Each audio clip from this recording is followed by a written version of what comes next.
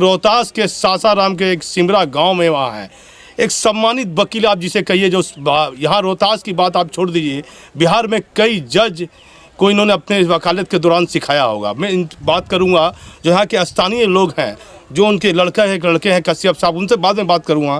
पहले मैं उनके एक नज़दीकी रिश्तेदार से बात करता हूँ। क्या नाम है भैया? मेरा नाम है प्रोफेसर कामेश कुमार। हाँ जी हाँ। तो क्या वकील साहब के बारे में कुछ जानकारी दीजिए। जी जी जी, ये स्वर्गीय श्री अयोध्या प्रसाद कश्यप जी एक नामी वकील थे जी जी, और इनका जो चिंतन था और इनका जो समाज के प्रति एक दायित्व पूरा करने के प्रति उनका जो एक जुनून था वो अलग किस्म का था। ऐसे ही बिरले वकील होते होंगे जिनमें मानवता होती होगी। ऐसे एक से एक बिरले केसेस में भी उन्होंने जो मर्डर्स के केस थे या वह केस थे, वैसे केसेस में भी यदि वो जान जाते थे कि ये सचमुच में इसने दुष्कर्म किया है तो वो उसको टेकअप भी नहीं करते थे और वे उसको नसीहत दे करके उसे सुधारने का प्रयत्न करते थे। तो ऐसे एडवोकेट्स जो समाज के प्रति अपने दायित्वों को भरपूर पूरा करते हुए और इतने लंबे समय तक वकालत किया, ये बिरले ही होंगे। ये यहाँ के जनमानस के दिल में बसते थे और जन जन के व्यक्ति थे और बहुत ही सिंपल और सरल व्यक्ति थे। कोई भी आ सकता था, कभी भी आ सकता था। मैंने देखा है कि रात 2 बजे भी जिसको ज़रूरत है इनसे न्याय प्राप्त करने की, वो 2 बजे रात में भी आकर यदि दरवाज़ा खटखटाता था तो उसके लिए वे बिल्कुल तैयार रहते थे और ये नहीं कहते कि रात में क्यों आए हो, या डरते भी नहीं थे कि ऐसा ना हो कि कोई भाई इस तरह का क्रिमिनल आया हो और 2 बजे 1 बजे रात में यहाँ पहुँचा हो। तो वो भी उनमें निडर स्वभाव के थे, जानते थे कि ये समाज जो है वो ऐसे लोगों को चाहता है जो समाज के प्रति समर्पित हो। क्या आपको क्या लगता है कि आज ये जो कार्यक्रम किया गया है किस लिए किया गया?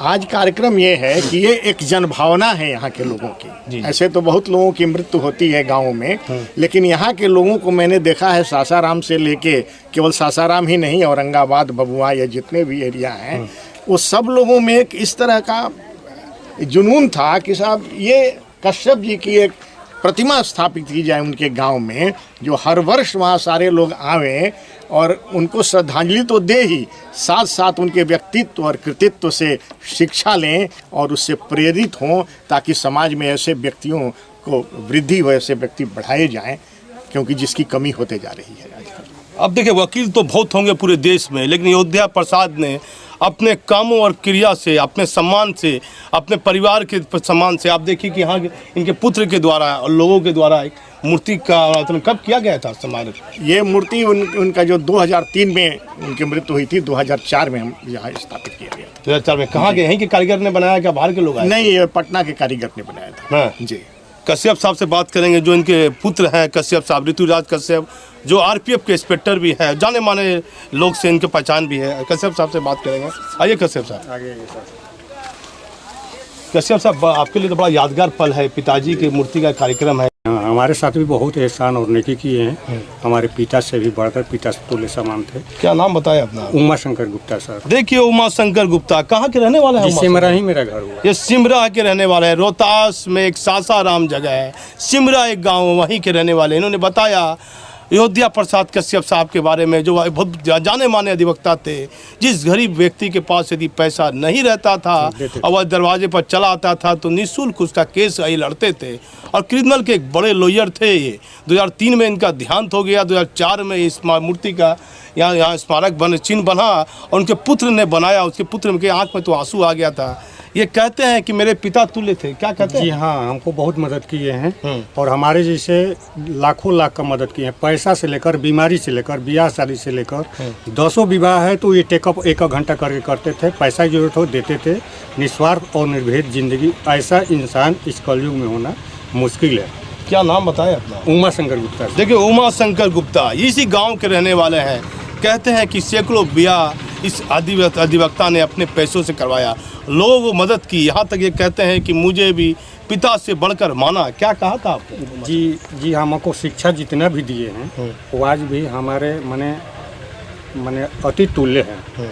हाँ, इतना हमको शिक्षा दिए। जो शिक्षा दिए हैं, सदा सत्य बोलो, है ना। झूठ बिछड़ता नहीं, झूठ बिछड़ जाता है, सत्य नहीं बिछड़ता है। पैसा से लेकर हम 19 बरस के उम्र में हमारे पिताजी चल बसे।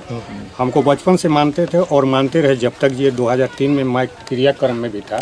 और आज भी ये पुण्यतिथि में जितना है सारा प्रोग्राम का देख रेख इंस्पेक्टर साहब की निगाह से मैं ही करता हूँ, संभालता हूँ। तो स्मारक मूर्ति का आप ही के समय स्थापना हुआ था? जी हाँ, स्मारक से लेकर कलर, डेंटिंग, पेंटिंग, ये सब, हाँ, ढलैया जितना है, दान पुण्य, टेंट भाड़ा वगैरह, है ना, ऋतुराज कश्यप के माध्यम से सारा व्यवस्था मैं ही करता हूँ, व्यवस्थापक मैं ही हूँ।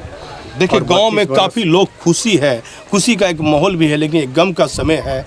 इनके पिताजी को गुजरे काफ़ी वर्ष हो गए।